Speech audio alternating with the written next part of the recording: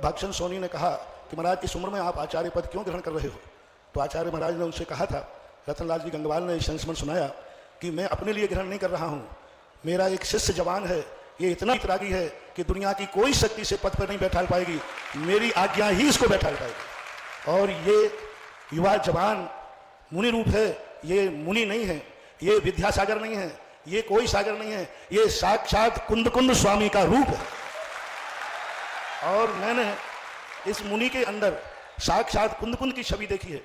और यह इतना वितरागी है, इतना वितरागी है कि कोई कार के पदों के चक्कर में नहीं पड़ेगा। सारी समाज, सारी दुनिया सब कर लें तो भी इसे लोभित नहीं कर सकते। जैन धर्म के कुंद भगवान की मूल परंपरा जीवित रहे, उसके लिए मैंने पद लेकर के, और मैं पद लेकर के, क्योंकि ये गुरु आज्ञा का बंधा हुआ है, ये सब कुछ समाप्त कर सकता है, सब कुछ बर्बाद हो सकता है, सब कुछ संकट सहन कर सकता है, समाधि भी ले सकता है, लेकिन कभी भी ये गुरु आज्ञा का उल्लंघन नहीं करेगा। इस विश्वास के साथ मैंने यह पद लिया। सभी को मालूम है, सन 1972 22 नवंबर नसीराबाद के अंदर हमारे आराध्य, हमारे पूज्य गुरुदेव विद्यासागर महाराज को ज्ञान सागर महाराज ने आचार्य पद पर विभूषित किया।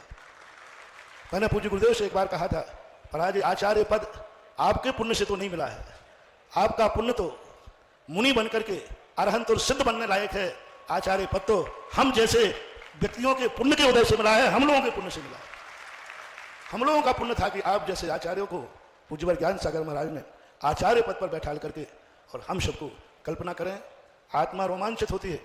पूज्यवर आचार्य महाराज यदि ये रूप धारण नहीं करते, पूज्यवर ज्ञान सागर महाराज इतनी दूरदृष्टि नहीं रखते, तो आज जो आर्यावर्त में दिगंबर जैन मुनियों की यह युवा श्रृंखला आप देख रहे हैं, हमें देखने में नहीं आती। ये सोच पूज्यवर ज्ञान सागर महाराज का था।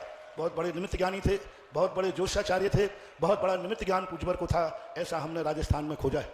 उसके बाद हमारे परम पूज्य आचार्य ज्ञान सागर विद्यासागर महाराज जो जब पद पर बैठे तो सारे जगत ने एक ही बात कही थी, आज इस युग में ये मुनि का भेष नहीं है, ये साक्षात महावीर का स्वरूप।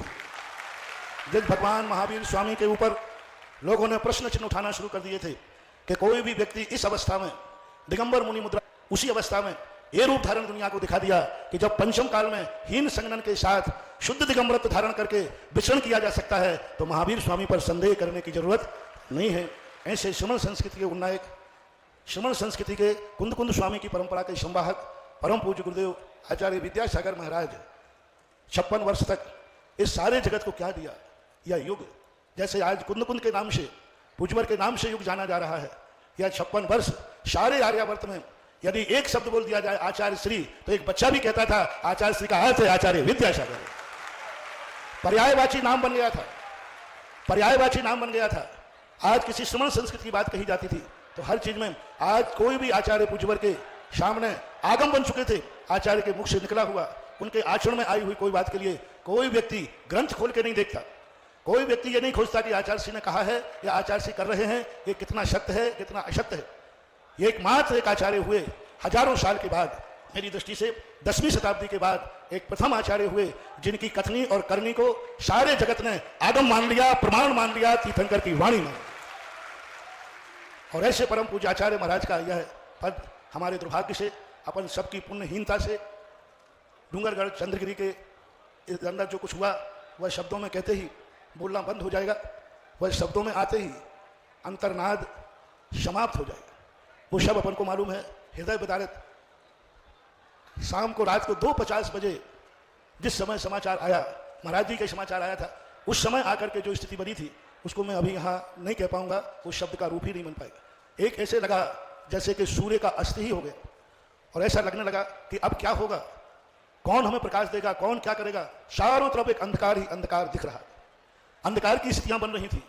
लेकिन उस अंधकार में आज जो कुछ भी कार्यक्रम हो रहा है, हमारे पूरे संघ के नायक, हमारे संघ के अग्रज पूज्य समय सागर महाराज जी, वो अपनी इच्छा से इस पद पर नहीं बैठ रहे, ना ये संघ बैठाल रहा है, ना समाज बैठाल रही है। पूज्य गुरुदेव का आदेश लेकर जो हमारे परम पूजनीय योग सागर महाराज, मैं 100 बार इनको प्रणाम करता हूँ, योग सागर महाराज को चरण स्पर्श करता हूँ कि ये वहां पहुंच गए तो कम से कम ये संदेशा हमें मिल गया, नहीं तो हम तो और अंधेरे में हो जाते, अंधकार में हो जाते। तो उसी परंपरा के अनुसार आज पूज्य गुरुदेव की आज्ञा, आदेश को हम लोगों ने, जब योग सागर महाराज जी ने कहा आचार्य श्री की भावना है कि आचार्य का पद का जो पदारोहण है यह पूरे संघ और निर्यापकों की सन्निधि में होना चाहिए। अभी वाचन भी किया है। इनके एक शब्द ने हम सब ने कितनी दूरी पर थे, सबके मन में एक ही भाव है, कोई दूरी नहीं है। जब आचार्य श्री ने यह कहा है कि सभी निर्यापक गण सभी मुनि और आर्य गण वहां उपस्थित हों तब ये कार्यक्रम करना चाहिए। और आज आप सबको मालूम है सभी महाराज लोग कितनी दूरी दूरी से आए, मात्र एक आदेश पर कि सभी संघ वहां उपस्थित हो, उस समय इस कार्यक्रम को करना। ये आचार्य श्री का संदेश है।